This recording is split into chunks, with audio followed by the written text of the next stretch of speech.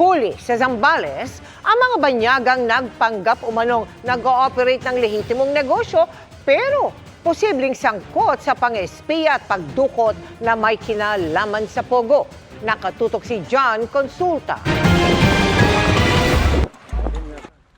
Sa bisa ng warrant of arrest, sinalaki ng composite team mula AFP, NBI at Subic Bay Metropolitan Authority Police ang isang island resort kung nasaan ang mga sinasabing sangkot sa posibleng espionage at umunoy kidnapping na may kaugnayan sa pogo sa Subic Bay Freeport.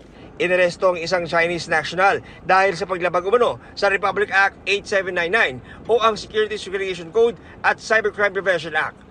Huli rin ang 4 pang kapwa niya Chinese, isang Cambodian at 2 Pilipino.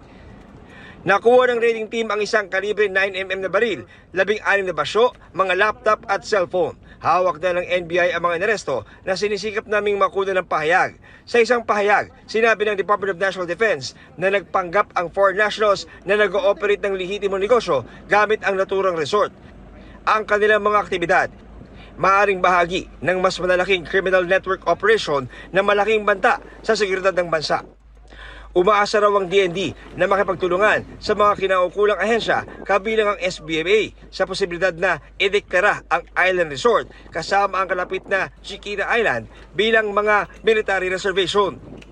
Dahil may tuturing daw na strategic vantage point ang island resort na may malinaw na view ng mga pangunahing sea lane sa West Philippine Sea kabilang ang Bajo de Masinloc.